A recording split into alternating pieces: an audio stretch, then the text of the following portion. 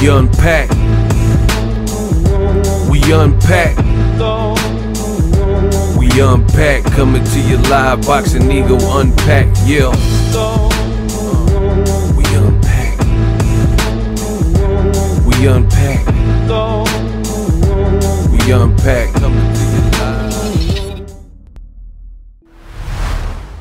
Tszyu possibly retired Tony Harrison, and it looks like Charlo was next. That's what I want to talk about in this video. What up, Fight World? It's your boy Ego, and I'm back with some more boxing. Now, I did a full breakdown on the Tszyu versus Harrison fight in Australia. It was pretty one-sided, but it was enough going on, even though it was one-sided, to make it a fun watch. I mean, it was really dominant from Tszyu, if I'm being honest. And I don't know, I guess it still had good action because he has a relentless style. So Tszyu definitely has a fan-friendly style. And I really don't know what the game plan was for Tony Harrison. He seemed bewildered. He seemed out of answers. He was just trying to land this flicking jab on the move, and it really just wasn't enough to deter a guy like Tszyu. You know, young, got the youth with him. He carries his father's surname, Tszyu. So, you know, it's just like Brandon Lee and Bruce Lee.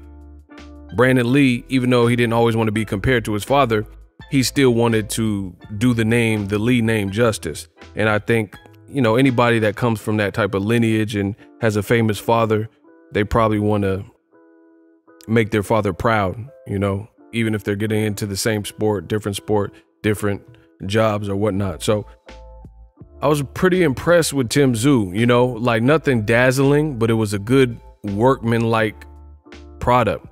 You know, I think possibly, and this is not making any excuses. Again, I already did a full breakdown on the performance and the strengths and weaknesses, but Tony Harrison, you know, been through some wars, and it looked like it's starting to catch up with him. His brother says that he talked to Tony Harrison and he urged him to retire.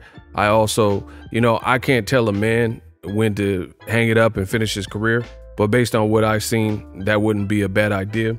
I mean, anytime you're looking at a fighter with like 3-4 losses and all of the losses are from pretty brutal knockouts, then you got to kind of consider, you know, is this right to continue, especially when you're in the 35 to 40 age mark. You know, boxing's kind of a young man's sport. So I want to talk about Charlo and Tszyu. You know, with all the good things about the Tszyu performance, the best performance, you know, aspect of Tim's performance for me, we already knew he had power. You know, we already knew he was relentless. His dad has power. So none of that was really shocking. He fought, for the most part, how we expected, or at least how I expected.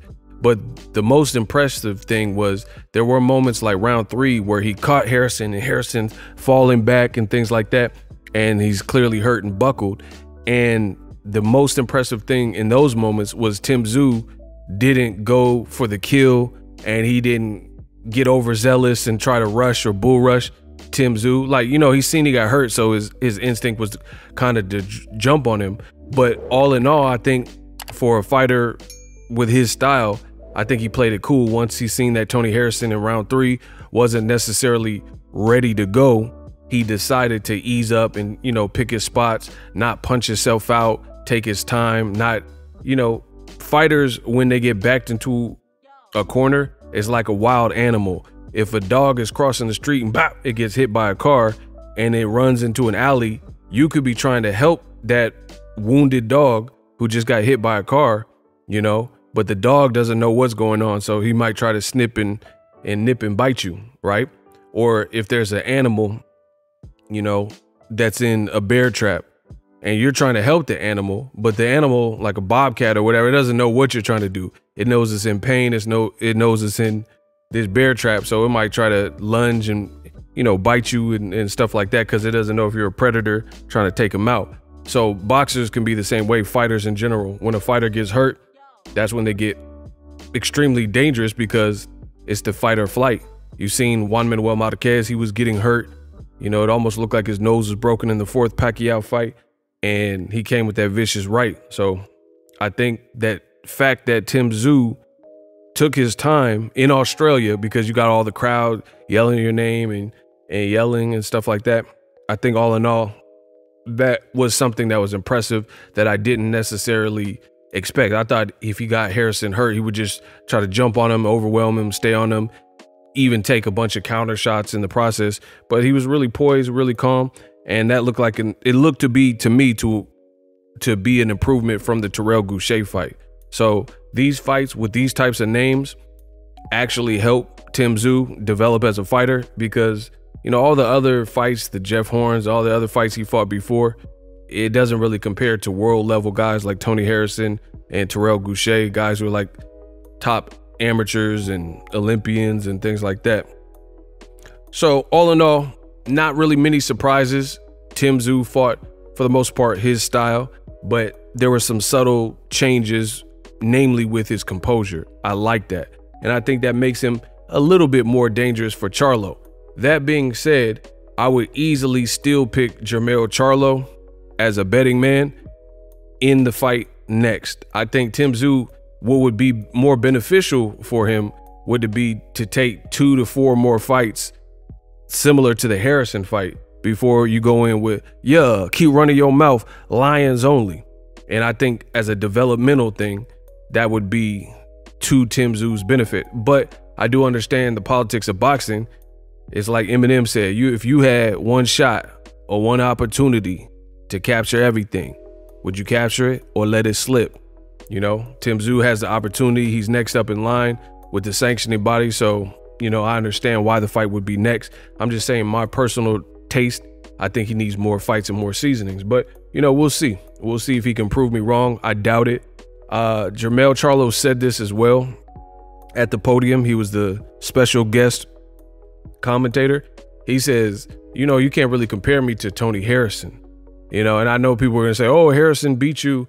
I mean, boxing fans, a lot of them act stupid, you know, and they want to play dumb.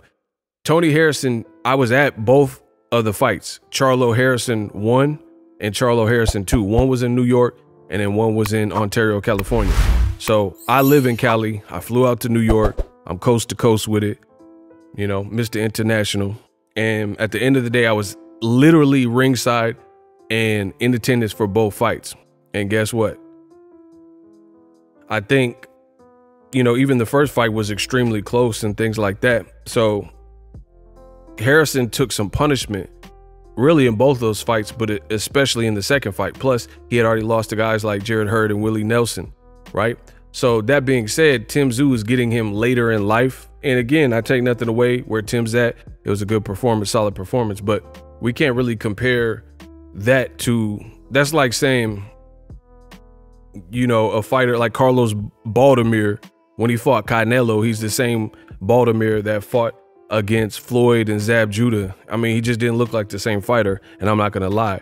And I think that's probably why it's kind of like Sean Porter versus Errol Spence versus Sean Porter versus Terrence Crawford. To me, they were at different stages of their career. Different things were going on.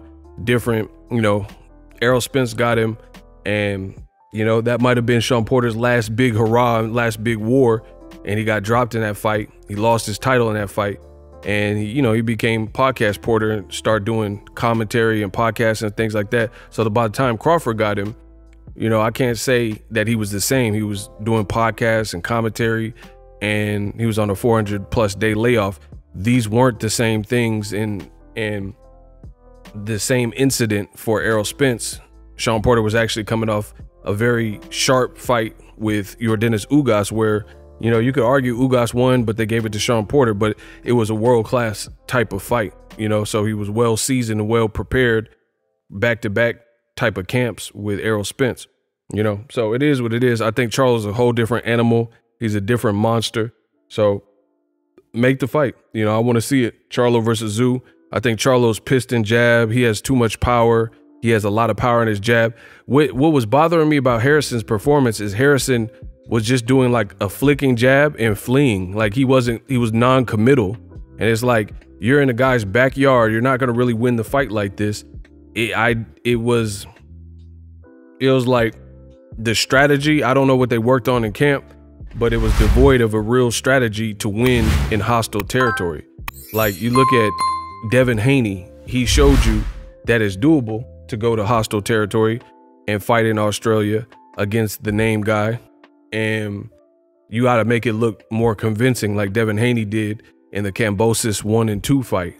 What Harrison was attempting was almost like, I don't know, it was just flat and uninspired. It looked like, put it this way, if Harrison's performance matched his pre-fight banter and his trash talk, then it would have been fireworks.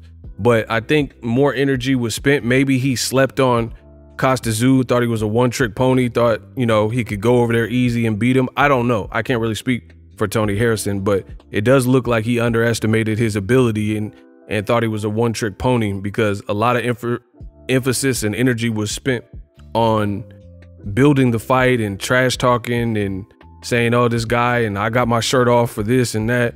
And when I have my shirt off, people know I mean business, and doing all that, as opposed to, you know, executing a game plan. But again, Charlo's a different animal. If that fight gets announced like it was announced previously, then I'll be back with some more heat and I'll give a more thorough breakdown. So stay tuned to that. Subscribe to the channel. Introducing Super Thanks.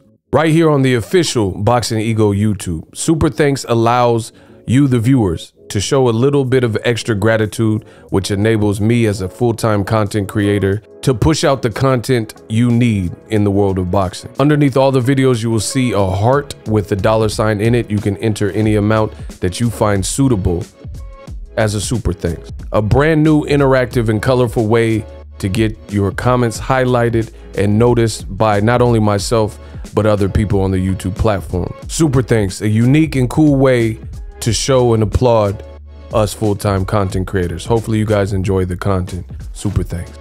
The future is now. The Hibernation 5s by Kenichi Bear. Hybrid gaming and lifestyle headphones. Out of the box, you can connect to any console or PC. Bluetooth ready with a low latency USB adapter, color RGB, and extreme bass mode.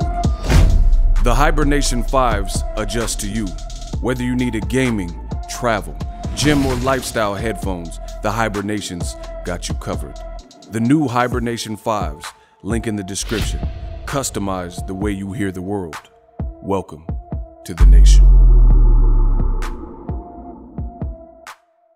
Are you tired of your YouTube videos not getting any views? Well, consider TubeBuddy. I've used TubeBuddy for years to scale up my YouTube channel. Now we're sitting over 200,000 subscribers. TubeBuddy is a browser extension that offers a ton of built-in productivity and time-saving services to take your channel to the next level. Use my link in the description to get started with TubeBuddy and level up your channel faster. We working.